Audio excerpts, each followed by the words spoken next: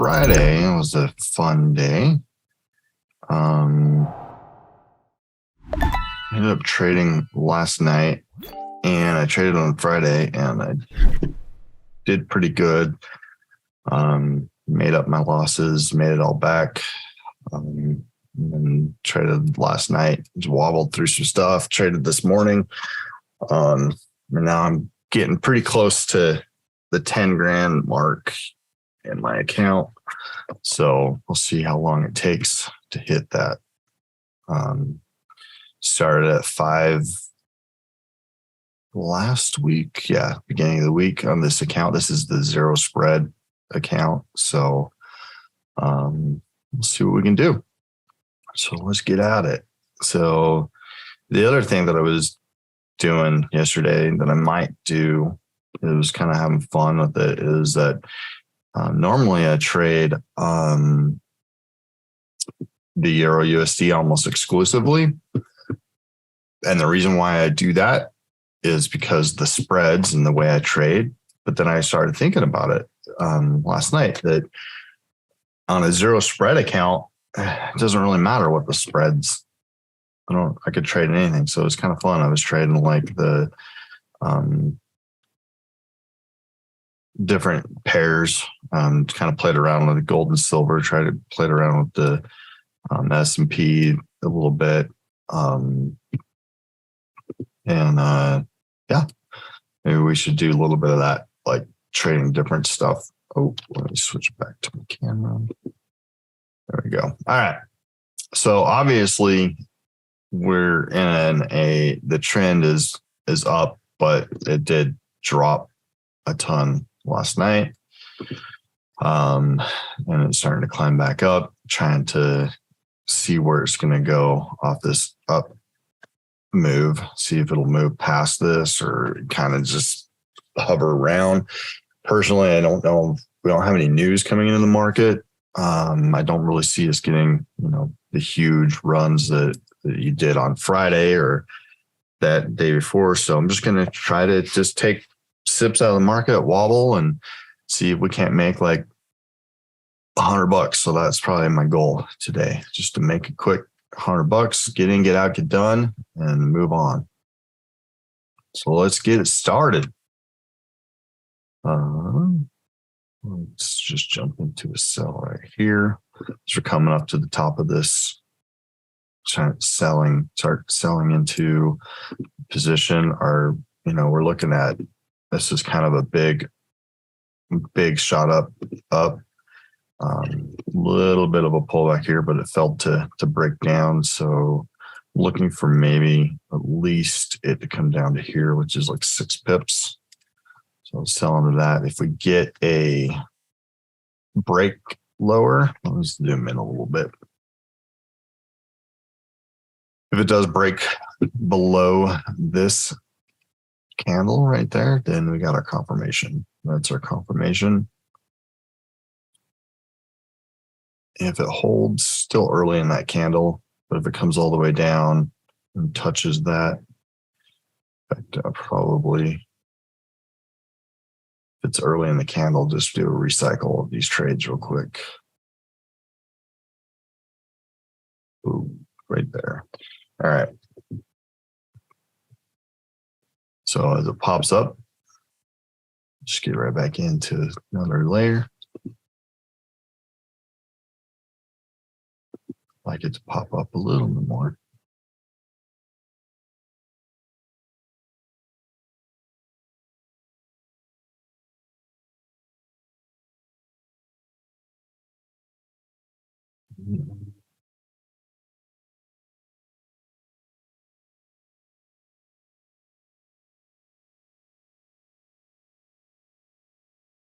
Today's going to focus on just putting profit in the bank. So just any kind of profit anywhere, just start building the bank up, and starting light and looking for opportunities to just high value opportunities to get in. So I'll kind of call those out as we see them.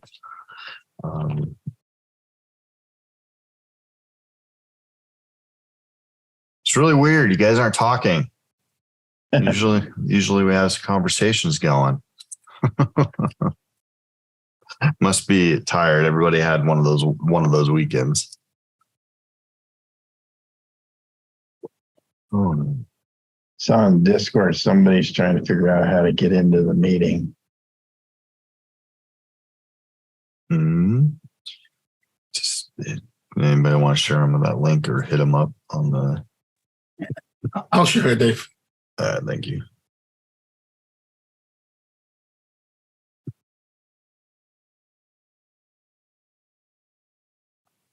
All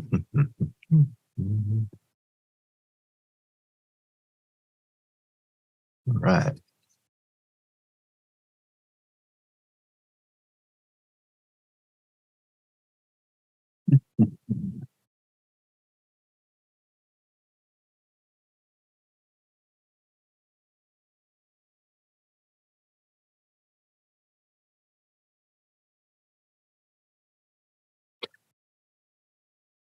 Anybody do anything interesting over the weekend, or just buying time for more trading?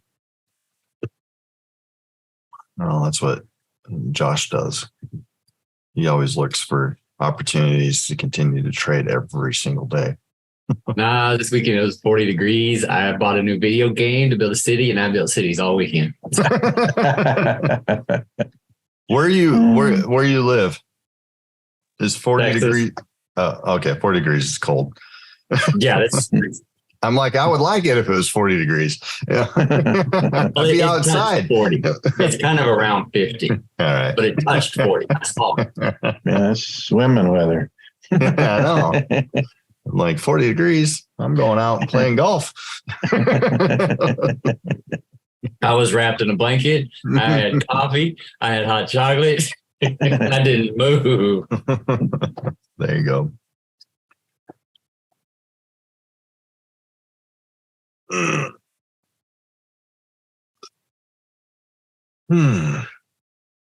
All right.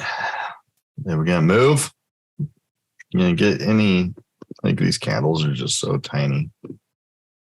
So the race is a half a pip at a time, huh? Mm-hmm. So it looks like we're kind of failing to break lower. I thought it would come down and at least kind of test this range. If it breaks above this blue thing right there, it'll probably jump up a little higher. The blue thing, blue candle. Should we do like a 2 take profit today because of the wiggliness? Probably if you're trading, if you can get profit on a spread, I would. I'm just looking for any, like I said, the goal today is just put money in the bank. So whenever you can find the money, crack that piggy bank. Should probably just start doing, because it's not looking like it's going to give us a whole lot of anything. There's that test, that high again.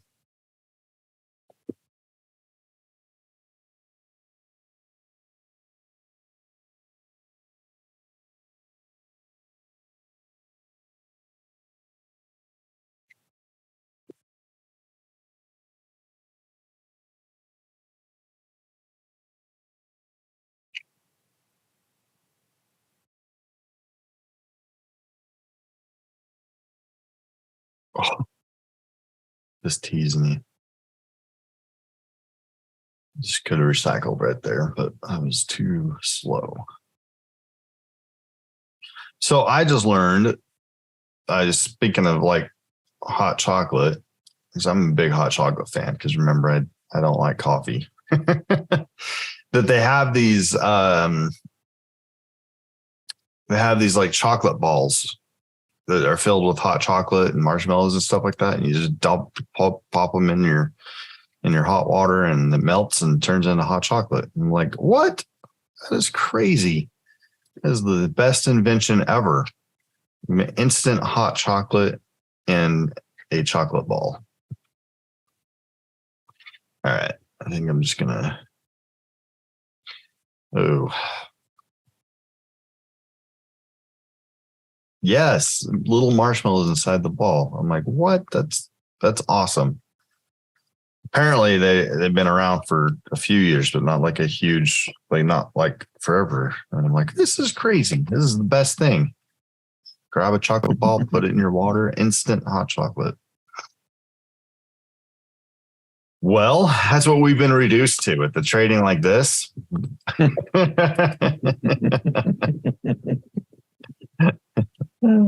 Maybe we should play pick a pair Monday. Anybody have a pair that they want to trade today? Gold's making a nice smooth move up. All right. So I haven't traded gold in a long time, or silver. And it's kind of its own beast. Anybody here trade gold and silver like normally, like frequently, I should say? It's part of their normal wobble trading. it, but I'll do breakouts of it. Yeah. So what's the difference between gold and when you're trading? Pop quiz. I didn't know you guys thought it was going to be a pop quiz. All right, there we go. There we go. A little pop down. I took that because I don't trust this candle, right? So I don't trust a shootout. So I'm going to fade into that candle just a little bit. We'll see if we get any continuation. We're kind of early in that candle still. So if it fails to break the top of this on a pullback, then it's going to have some continuation. So, but we'll see if it stalls on that pullback. I may just get out.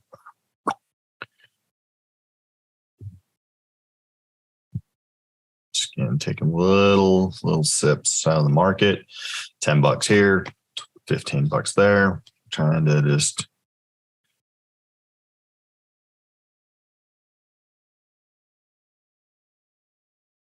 $100 here. All right. 3, 2, 1. Is it going to stop? I'd like to make more than 80 cents, though, or 40 cents.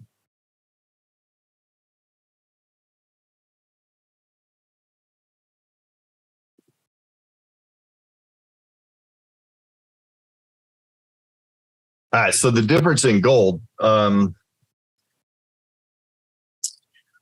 Josh, what have you experienced? What are some of the like let's talk about position sizing in gold versus the Euro USD. Way smaller. Because it moves a lot. Because it what? It moves a lot more, and it's a lot more volatile based on whatever's going on in the world. Yes, but also your leverage is a little different on gold than it is on anything else. So like your position size is treated differently. It's almost like I'm going to have to look and see if that's a broker thing or I know it's different, or if it's a set thing. That I'm not sure because I haven't traded gold in years. So I forgot what it was. I know silver's 5 times. Yeah, I think I know it is too, but it's like depending on what your broker is giving you. I don't know if it's 5 times the current leverage or if it's a set leverage amount. So, and it was just 5 times off of what Alveo was at, because that's the way I've always traded it. Again, fell into it. Kind of said I'm going to jump above that, but then it got smacked right back down. So we'll see.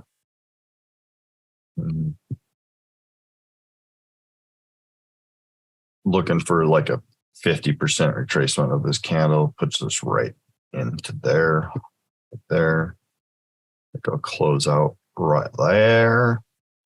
If there's meat on the bone, there is a little bit. Jump back. I'm kind of just wobbling this. Just getting into some sells right here for a test of that red line again, or come just to pull back on that candle, particularly because it was early in the candle.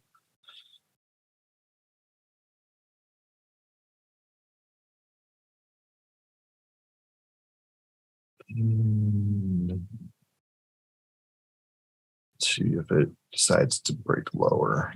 If not, if it stalls, this one I'll get out.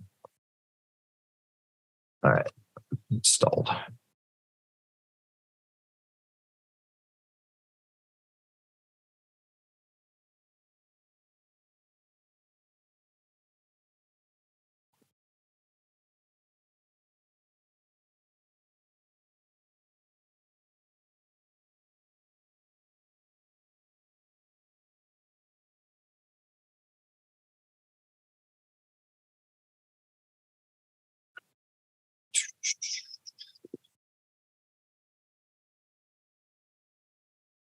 Seeing how much room it has at the top to test. Not a whole lot of room. Nothing's really enticing me to jump in at the moment. We're kind of like halfway between could it go up and touch this or could it come back down, touch that? And there's just not enough meat on the bone to really play any side right now. So kind of wait for confirmation of the move.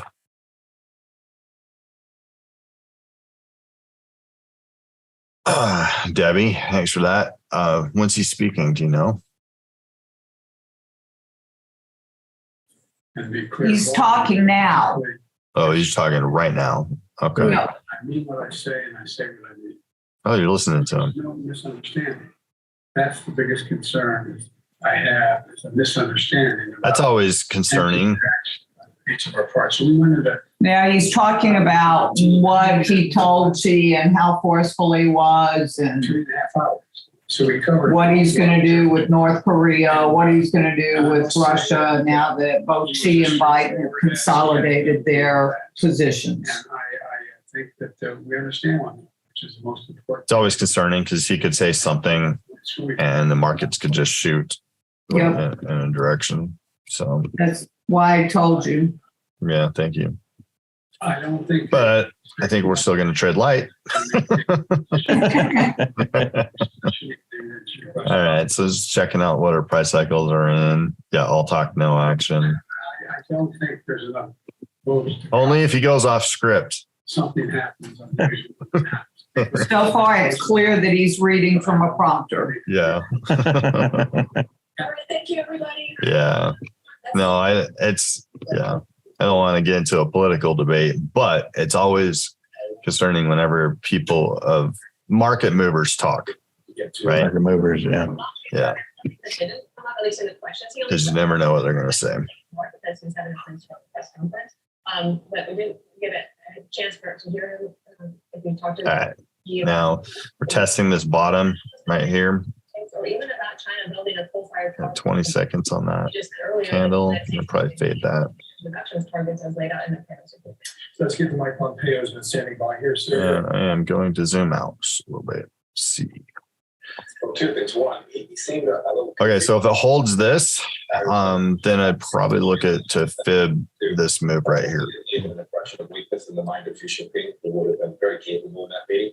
Second, he said something on Taiwan, right? He started with the comment that. And if it fails to break this, I'll probably just throw that layer away and use this layer to make money here because it could just move lower.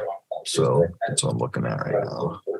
And finally, Danny, you hit on this. While they're sitting in the meeting, the Chinese Communist Party is building out islands in the Pacific. All right. Power plants, and our biggest problem with them seems to be climate change, according to President Biden. So we're stalling there. I think I'll just do that. And then now I'm going to flip into some cells and we'll see if we can't get into a breakout situation.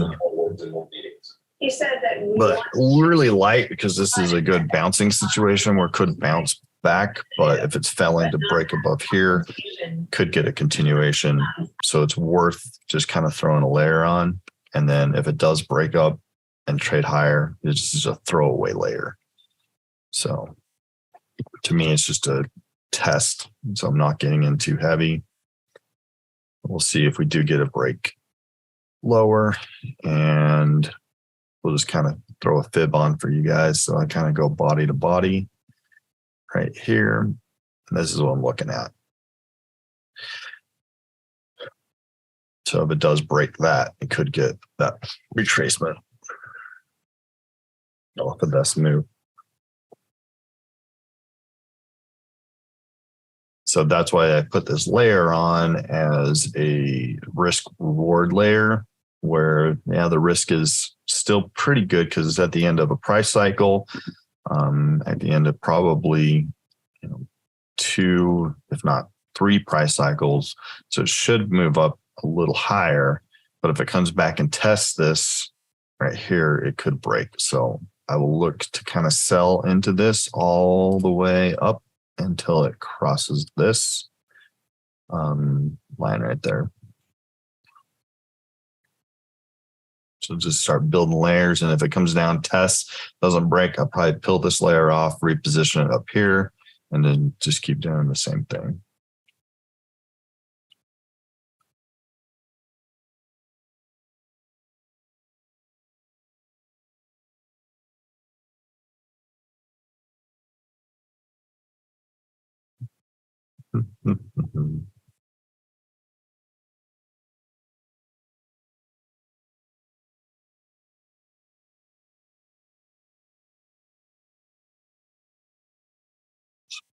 Start to ride this up or just fade this move.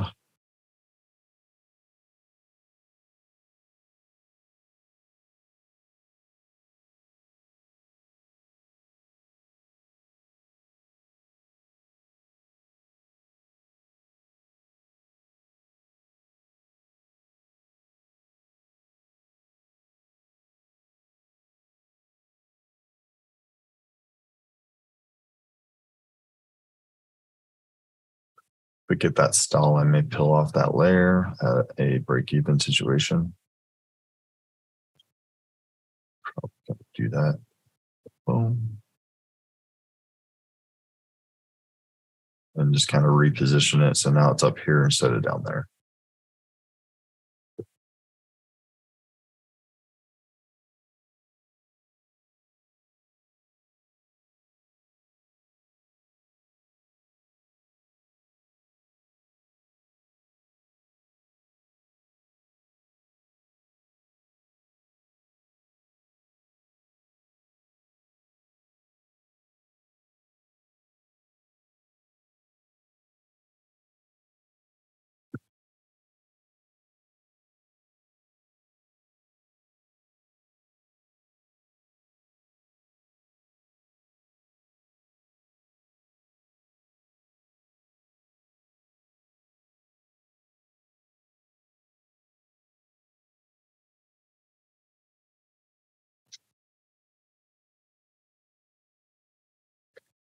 All right.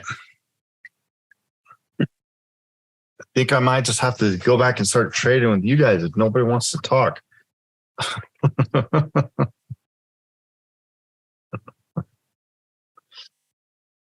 don't know. My days like this, the market just kind of doesn't move, doesn't give you like huge price cycles and you're just looking for sips out of the market.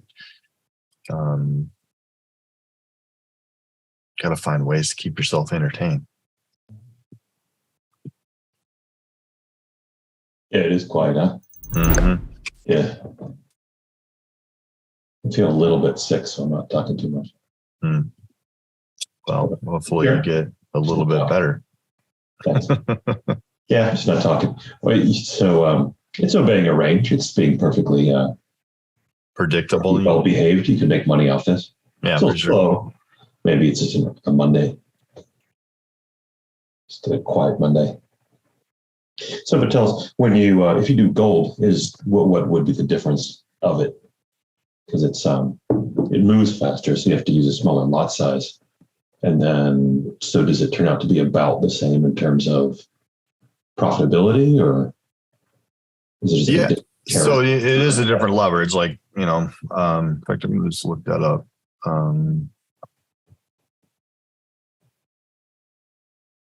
Seeing it's if gold, what's the, because I know you have to trade it at a smaller lot.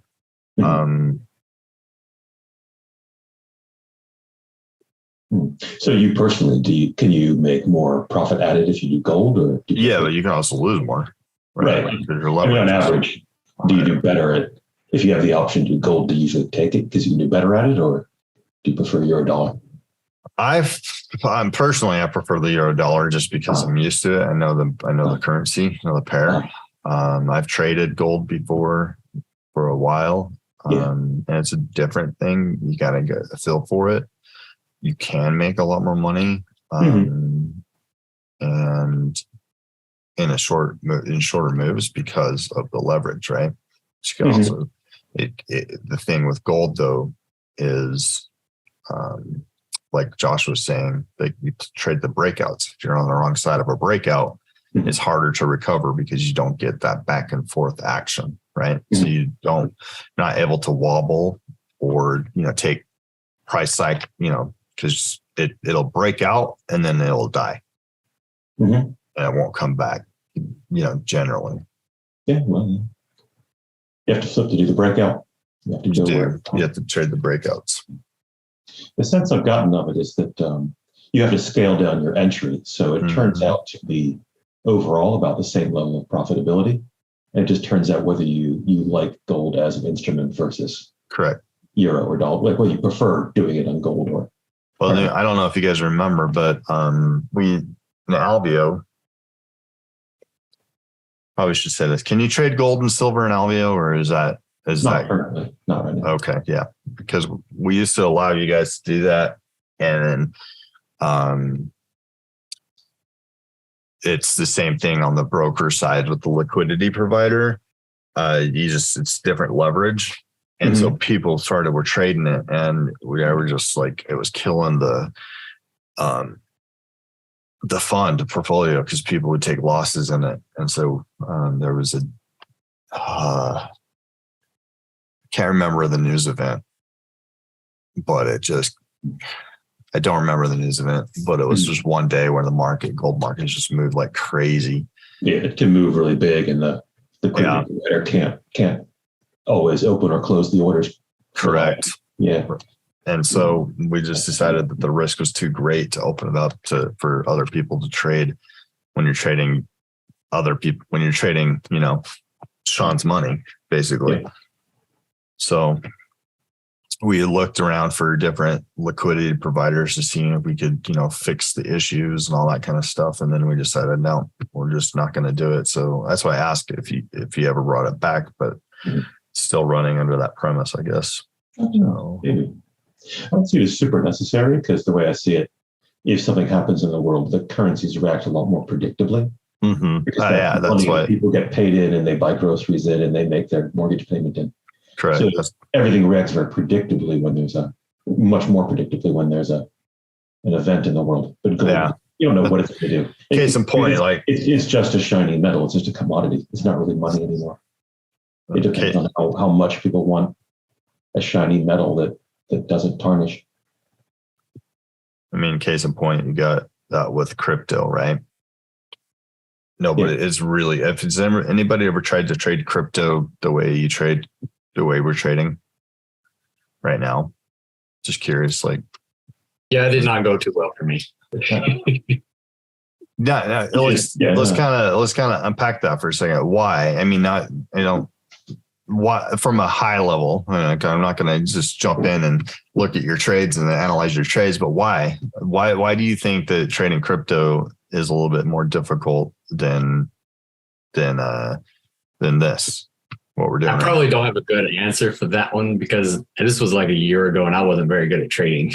Okay. So it could have been a lot. So it could have been a lot of different things. The crypto market moves a lot faster than this, but it also doesn't necessarily adhere to price structure just because of what Doug was saying. People don't use it to buy bread. People don't use it to pay their mortgages. So you don't have a lot of stability in it where, Elon Musk could tweet and it could jump up 10%. Right. You know what I mean? Yeah. It does the thing because it's not. So it's not an instrument that you can trade. It's something that based on how much people want it in the moment.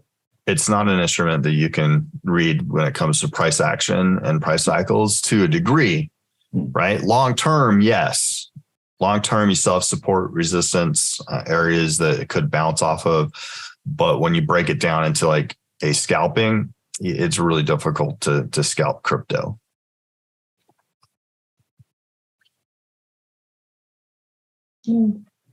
So it failed to break this line, so it's going to bounce up a little higher. I'm just not sure if I want to be. I'm kind of getting that reset to zero in my head.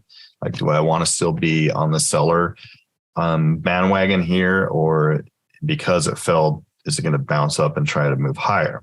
Those are the things I'm thinking. Now, this is what I'm watching on the 1 minute really quick. Also on the 5 minute, it's a little stronger. Just kind of this little tiny trend to see if it breaks. Again, it has to cross that in order for it to break this action that is happening right there. So coming up into, right here's an action point.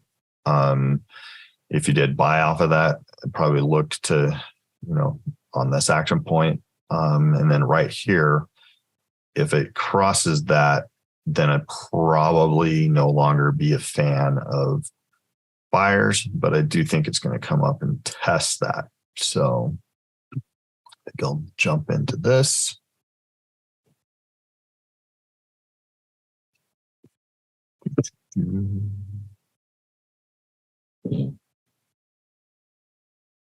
With the crypto, like Nate always does, sort of a medium term outlook and buy only.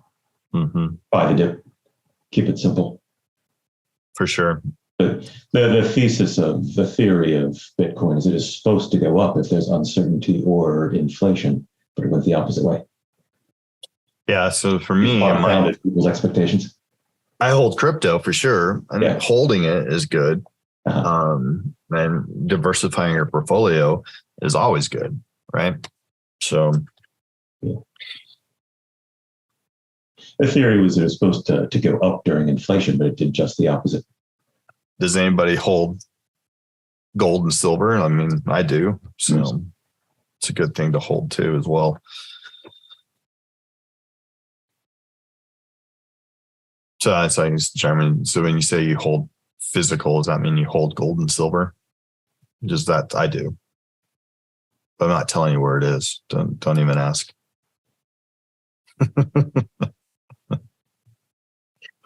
Oh, okay. You get some bullion. Everybody have some of those Sean coins. And Sean still has a lot of those left, and I got some. But when he used to mint his own silver, Bob had some.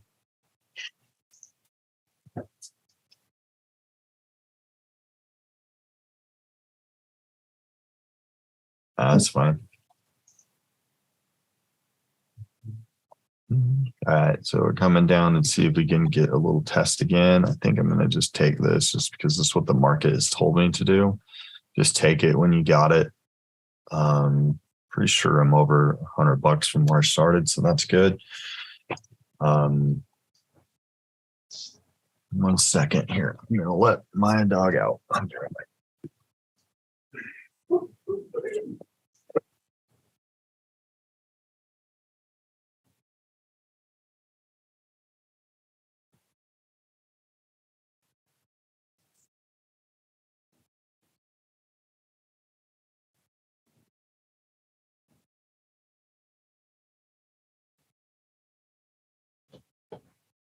Yeah, this market has been pretty predictable, but not moving. So you've got to, if you're going to make money off of this market, it has to be in small increments, just taking sips out of the market. Ooh, that would be fun, Jeremy. I've always wanted to do that. I've done a little bit of panning, but never sluicing. So Jeremy says he does gold prospecting. That'd be fun. Sean and I have done that before. We've just gone and panned. There's some pretty big, just like, I guess there's, I don't know if anybody knows this, but there's like, Utah's not like the best place for gold mining. However, there is some, like, I don't want to really say legends, but people hunt for, some people said, like, when the Spanish people have traveled through here, also Indians have put some gold in some caves, and they've seen some, they found some, but that's like everybody's looking for it in Utah. It's like the myth. Where's that cave of gold? That's kind of cool. I get kind of, I used to I was addicted to those shows on Discovery Channel, can't even think, that Gold Rush. And there was a show that popped out, I don't know, 5-6 years ago called Jungle Gold, from two guys from my city that I knew that flew out there. And so that was kind of interesting to kind of watch their journey. So I don't know if you guys have seen that or not, but that was kind of interesting.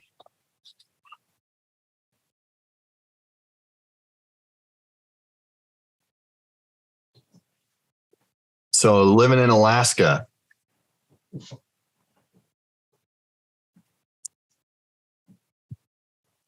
How often do you get, I'm just curious, is it like it's warm today, it's 40 degrees. nice poll. Is it really, just curious, like do a lot of people come up there to go gold prospecting? Do you get a lot of that, like you get, like, which is the bigger industry? Probably fishing for sure versus people coming up there and gold. Yeah. I mean, just like in tourism, are people up there for fishing and hunting, like, and then next is gold? That's kind of how I would probably maybe rank it, I would think. I don't know. Just curious. Like most people are fishing and hunting. All right. Got some small candles. Now, the question is, Jeremy, like, do you get more tourists up there for like fishing and hunting and then gold, or is there something else that people go up there just to see the beauty? Or I'm just curious, like, if you go out prospecting, gold prospecting, do you have to like wait in line because of all the tourists? I guess if you have your own claim, maybe that's different. All right, I'm going to sell this right here. Again, looking for it to test right there. See if it breaks that test. It may turn into buyers if it breaks.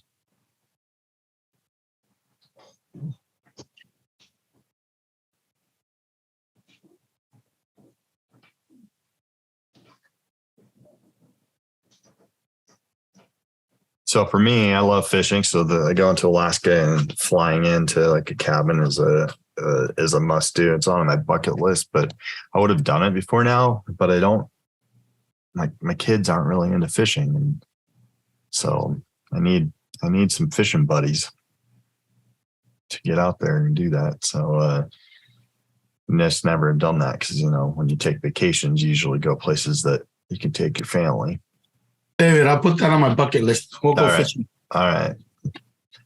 Cool. How do you fish? Do you fish with a spear, or do you fish with the rod?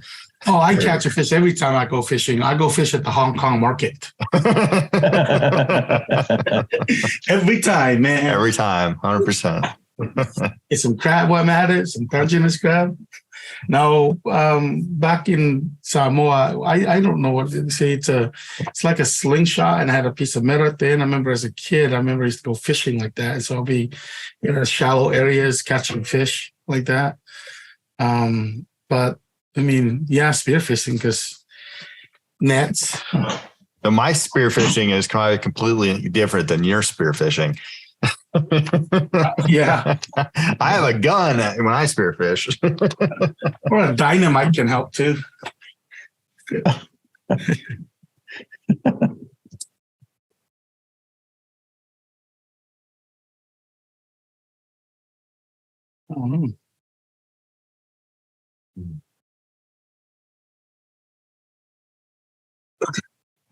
So Sean is a good fisherman. We used to go, like, whenever we drive across the country, we'd pull over and fish anywhere. And we got a hold of some of the crazy styles of fishing.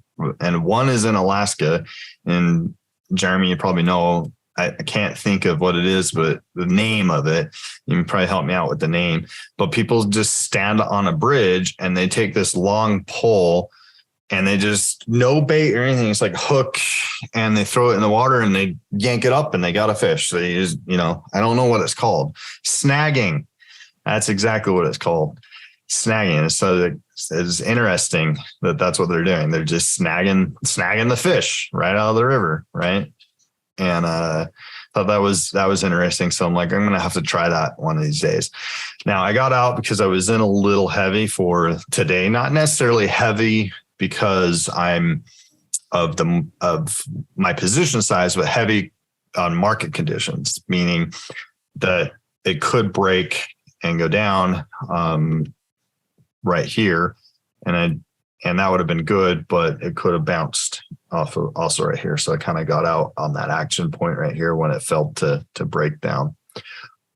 And another one, I don't know if anybody's in the South or Midwest, but what they do, and this is something that we were going to do, and we actually were on our way there, and then the weather was just really bad. And so, but it's called noodling. Anybody ever noodle before or even know what that is when you're in terms of fishing? That I was like excited to do that. But I think if anybody knows what that is, it's crazy. So you do what you do is, you get in the water. So you're in the water. So you use your hand. What's that? You use your hands. You need some big old catfish for that. Like Louisiana. It's catfish. Louisiana, it's definitely South, right? And so you stick your hand into the catfish's mouth, and then you pull it up with your hand, and that's what's called noodling. And you got to be pretty tough because you're gonna get cut up and bit and all that kind of stuff. And I'm like, all right. you see people like get sliced up doing it, and it's kind of crazy. They actually have like competitions in noodling. I'm like, this is crazy. So just some different things that people do around the country. The snagging, which is cheating in my opinion, and noodling, which is well, That's if you're born and bred in Louisiana, and you like noodling. That's where here in Texas, I just get a rock. I get a 6-pack of beer. I wait. I go through a couple beers. I catch one. I go home. Oh, okay. So you actually, because Cool's in Texas and his type of fishing is much different than yours. He's like, that one. Sometimes I fish at Walmart. That's not true. Whoa. I can't believe you admitted that. Just kidding. All right. I mean, I'm kidding. That's a great value brand. So I'm not a huge connoisseur of fish. I mean, I love sushi, but I like salmon when it's uncooked, but when it's cooked, I'm not a big fan, but my wife loves it. So I end up usually whenever I go fishing, just usually catch and release, unless like we're camping, we'll cook it up out there. Yeah, see, I grew up on a ranch, so we'd fish all the time. I can't eat city fish bought from the store because all I taste is freezer burn. Yeah. I hate that. But you go fishing and you cut them and clean them that day, then go cook them. I mean, you can simmer them in some beer or deep fry them or whatever you want to do, and it's good. Mm-hmm. Just looking at this. So, okay, obviously right here is when it crossed. This is the move that I was anticipating, or like my plan A was it was going to break this, come down to here. Now it's, if you can get a little bit of a pullback is when I usually like to go a little heavier on this, which it probably will. If it fails to cross that blue right here, if it fails to cross that, so I'll wait for a second, just stack a few on, come over here, and then look for it to break lower. Come down here. Now it doesn't have to hit this. It could come down and hit this. It could do that with a wick, And so that's what I'm saying. It has to not cross this for this to be into play. So I'm looking for it to just come down here and test. So we got 9 seconds left on this candle. So I got a good size layer on right here.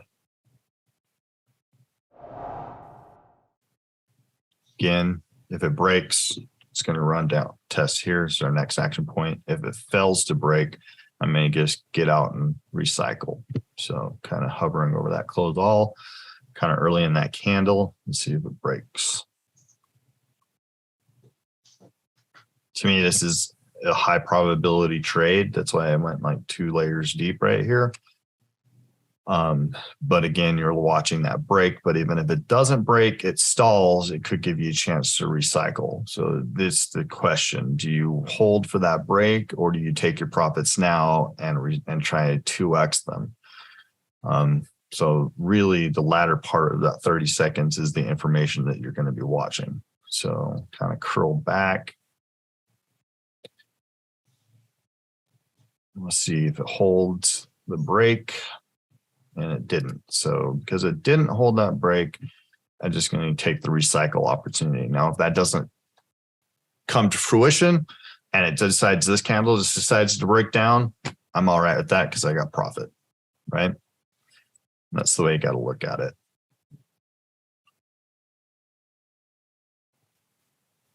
Because normally when it fails to break something, it leaves the door open for a move higher. Right.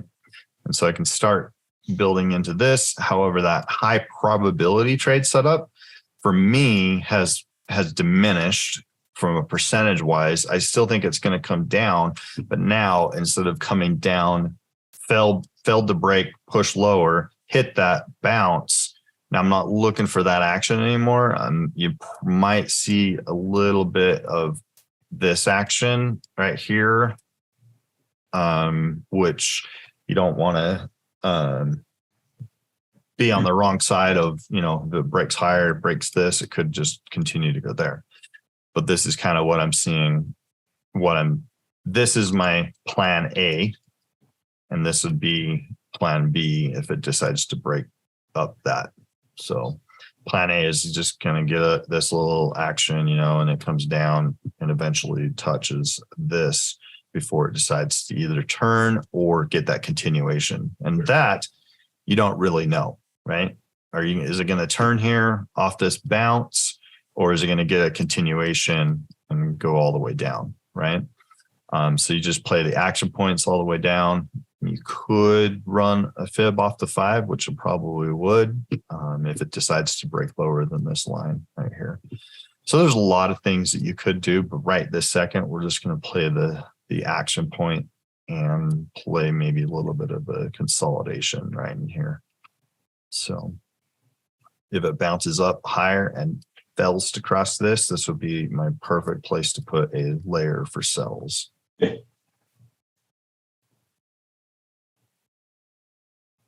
Which is looking like it's going to reach for that.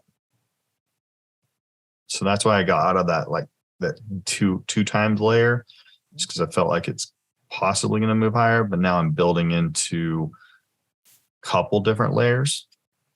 So if it put one on here, if it continues to go up, I'm kind of building into an opportunity for the turn. That's what I'm looking at.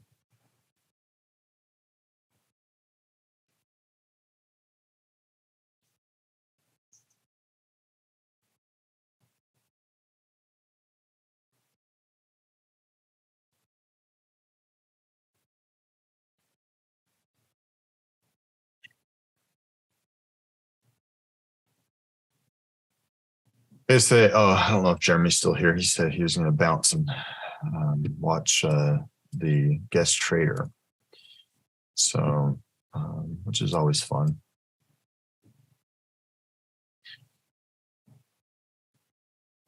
But he did say he had I think it was Jeremy, said he was doing a YouTube channel. Yeah, but he hasn't started that. I was just saying over the weekend or we just started the Trade the Fun YouTube channel about a month ago. Not very long ago, but over the weekend, it's obviously we've kind of been able to take the algorithms that started to catch. So thank you guys for everybody that has subscribed and liked the videos. It helps to get on the algorithms. So, so I appreciate it. If you haven't done it, please do it. Because it does help, like just catching those algorithms, putting it in front of people, and then just kind of growing this, what we're trying to do here. So appreciate it. Go ahead. What was that? Your camera froze. My camera froze? Yeah, you have this stain. Apparently, whatever candle you were looking at that second, you were not happy with. Why does it freeze then? Why can't it freeze when I'm laughing? Just kidding. That probably might be worse. Just a smile. All right, let me see if I can stop it. Stop. Yeah, it's definitely froze. Let me reset my camera up.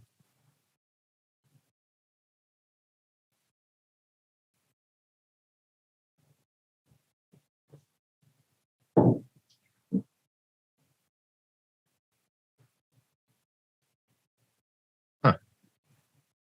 It's not registering my camera.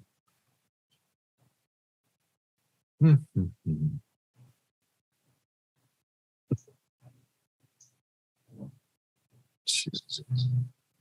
Sure.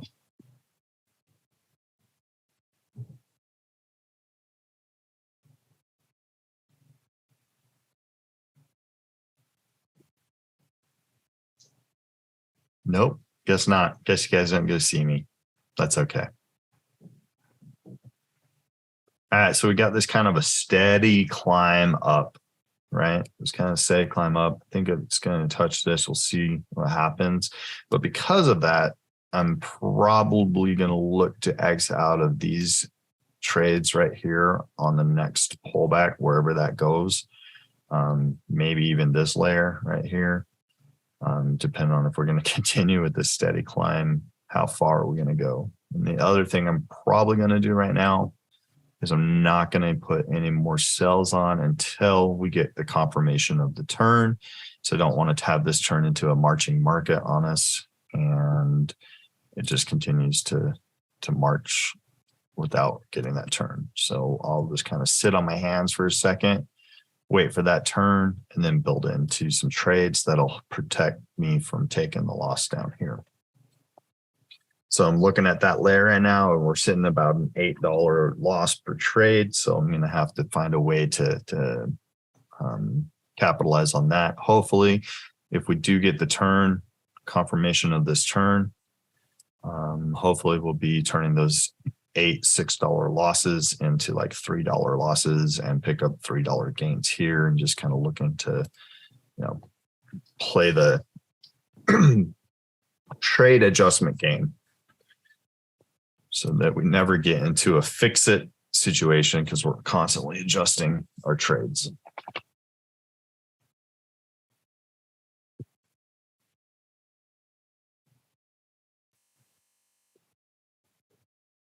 We hold that, could get a run higher, but because of this run, I'm looking for a little bit of a pullback down to here off of that. And if we get that to give me another blue candle, and it could be our price cycle down move right there. We'll see.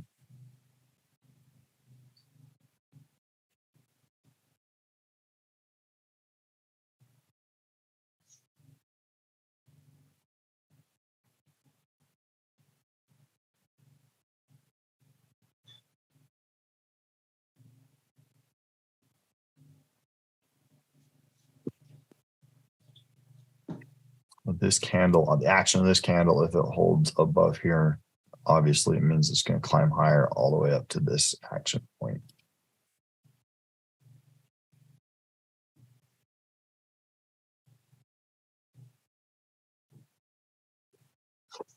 And that puts us at about 3 pips away.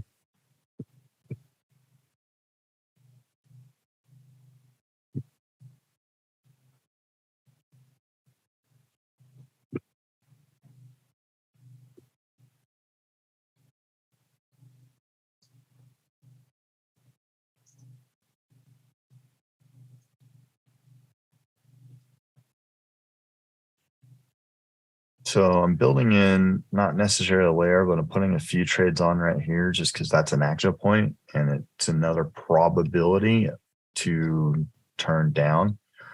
But I wasn't confident because of this move right here that we're going to get that turn.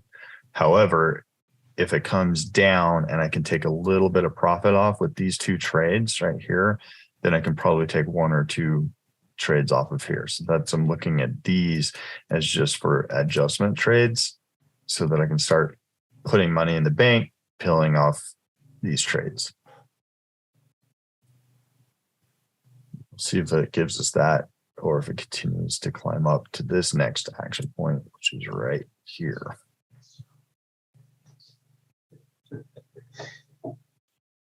Notice how it did the same thing, but a lot quicker on the sells. And now the buyers are coming in, but it's taken the buyers a lot longer to kind of pull back to where that started.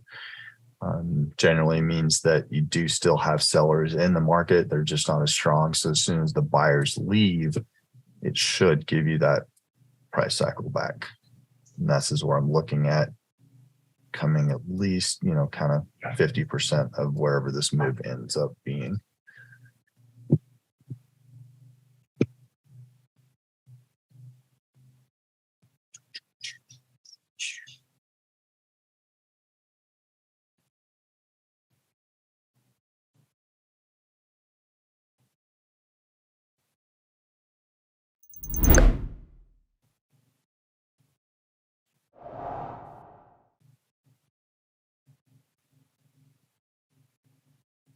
All right, so my plan A didn't work out, which is fine. So this is plan B, where it's coming up and testing this. I thought we'd get consolidation between this box right here, but it broke that. And so now I'm looking for maybe some consolidation on this box. But I'm still normal trading mode until we kind of touch the top of here. which I'll probably look. I'm definitely gonna fade that if I can get back in. So fading this, it's a bigger breakout. This could be an exhaustion bar move or a fake out situation. If we get this pullback all the way back under here, because it just ran up quite a bit. And then at the end of a price cycle, you get a larger bar. So that could definitely turn into an exhaustion bar where you get the pullback off of that. So I do like trading these larger abnormal candles for at least a 50% pullback.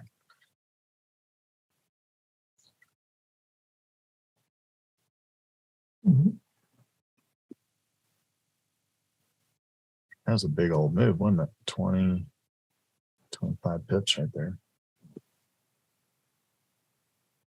So now I got to take these layers and start peeling off these bottom guys. Did something happen at 10 o'clock or was it just? You know, Nothing till 9, I yeah, thought. yeah. So we don't have any news right now. Yeah. But it does feel like, you know, It's 10 here. right. It does feel like that there was something that influenced the market outside of, because it's just not following the normal patterns of the day, right? So anytime you get something like that, you're like, oh, you know, what was that? Some sort of news spike, or maybe somebody said something, tweeted something that caused the market to kind of move up. But this could also be an exhaustion bar. Normally, an exhaustion bar is followed by a big wick, because we didn't get a wick that tells me there's some staying power on this, but it's also coming into a bounce point. So I'm gonna start peeling off profit and taking some losses right now just to kind of protect what I've already made. So when I do that, I look at this, start pulling just a little bit of profit, particularly on a stall. So I took $10 of profit there, and I'll probably take a $16 loss and look for maybe a little bit more profit here. But also looking to lighten my positions so I'm not so exposed if it it does decide to run against me in a different direction, it's always key. It's always paramount to not letting your losers run, is just look for opportunities to lighten and get out, right? So again, if it pops down again, probably look to do the same thing. Take a little bit of profit, take a little bit of loss, just kind of massaging the trades. Papa said he watched a lot of me over the weekend. Are you sick of me then?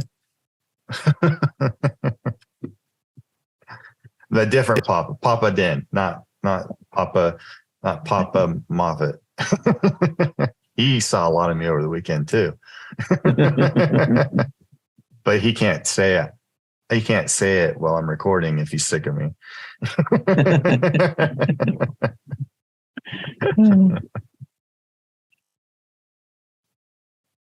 Yes, he can.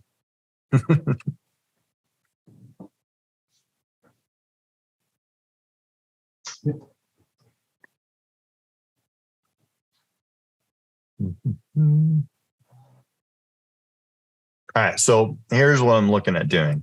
I'm just going to explain it because I think I want to move into the challenge portion of today to kind of get you guys to challenge you guys, because my dad's always said that I'm a challenge, so that's what I like to do. What I'm looking at doing is the same thing. Just kind of, I'm looking at trying to peel these, probably all of these off with loss and taking profits up here, right? So that's what I'm looking at doing right now, is to peel these off with mitigating my loss. Obviously, I have a lot more trades down here than I have up here. So I might have to 2x these right here, meaning I might have to look for opportunities to double take $3 to turn that into $6 or $10 off of a 2-layer stack if we're going to consolidate right here, and just snipe so that I can start taking, getting that to $10, peeling that off. The thing that you could do, if you feel like it's going to break higher than this, and so if it comes up and tests these ranges and breaks higher, you don't want it to run against you. And so kind of like a plan B. Plan A is for it to come back down, test this area, get out of some of these trades. Plan B is that if it tests this and breaks up, you could take the loss on it. You could just get out of everything on a loss and then get that reset to 0. And then at that point, you could start mitigating or trying to look for opportunities to fix those trades, right? And so either way, you're still fixing the trades. And I think that that's kind of what I'm going to lead into on today's challenge, is a lot of times as traders. So just let me do this real fast. I'm going to take that. I'm going to take that. So there's a $12 thing right there. I'm going to take that $15 loss. And I'm going to take that other $15 loss because that's just a good place for that. And then I'm going to just probably peel off of these profits. And now they're only $2 profits, but I'm feeling like it's going to come back up right into that layer area that I had them. So I'd rather take a $2 profit than either a break even or a little bit of a loss. Because those $2 profits turned into $8, $10, which again helps me to negate those losses that I took. I took a $10 profit, $15 loss, but with those $2 profits, I negated a little bit of that stuff right there. So, and that's how I do it. I just constantly adjust my trades because as traders, kind of what I was talking about a second ago is, as traders, we have a tendency to kind of hold on to these trades down here. The moment that it kind of crossed this, particularly this right here, the probability of these trades hitting for profit dramatically reduced, right? I mean, it still could happen, but how long do you want to hold on to these trades for an opportunity for it to come all the way back down to here just to say, yes, I was right? I mean, that's really what you're doing as a trader. You're only holding on to these trades because you feel like you need to be right. And I'm not saying you, I'm just saying as a general term, general body. That's what traders do, because they like, I don't want to take the loss. Right. And then what happens when it pops up here? This is the area of psychology where I say, I don't want to take I don't, right? This is where we say, I don't want to take this loss. Once it crosses here, it changes from I don't to I should have. Right. And that, and so we don't want to be into I should have mode, right? We want to always look, and instead of saying I don't want to take the loss and turn those into, man, I should have taken the loss. We just have a plan and just follow with that plan. That anytime this layer becomes less than 50% probability of profit, we look to get out of this layer with profit on the other side, right? So that we don't turn the I don't want to take the trade into I should have taken that trade.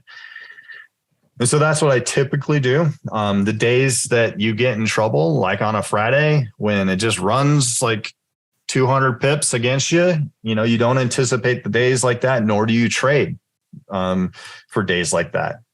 And so, but you have a plan, like we talked about last week, where we need to eliminate every time that you take a loss or a big loss, it's usually followed by, I never thought, or I didn't expect, right? I didn't think the market was going to ... We need to eliminate that from our trading mindset, meaning that we need to think about it in terms of, I need to plan for and prepare for in case the market does do something that it doesn't typically do. Because almost always in a trading session that runs, an hour or so longer, that you're going to get into a situation like right here. The market behavior has changed. The market structure has changed from what it was previously doing before, right? And so you could say it's some scale that I didn't expect or I didn't plan for. And so that's why we need to eliminate that from our vocabulary. Like, okay, because it did this, changed the structure, because now these trades are no longer in play, I need to find a way to get the power back, take the power back from the market, to put these trades back into my pocket so that I can put them back into the market at a better position. And that's the way that I look at it, is I'm not necessarily taking the loss per se on these trades as I'm repositioning them for a better opportunity. So now if I took this $10 loss right this second, to me, that's taking a max loss. And so I don't want to do that. I want to wait for a little bit of a rundown, a little bit of a pullback with some profit, right? So what I mean by that is I'm taking the profit from these trades, come down, run down, and peel off this and peel off that. And then I'm just repositioning these trades. So the trades that I took off a minute ago that I was getting like $16 loss on, I got them right back on right here. And so now hopefully it'll turn into profit. Now that's my plan A, obviously, is that we'll get a little bit of a consolidation here. Plan B is that if it does cross this right here, then I got to start peeling off some of these trades at a max loss situation, because I don't want to have them turn into, I should have pulled them off. So all that being said, today, what I want you guys to do is flip over to a demo account. And this is what we're going to practice. We're going to practice what I just talked about. We're going to practice we're going to practice fixing or adjusting trade adjustments, because this is a technique that everybody needs to do.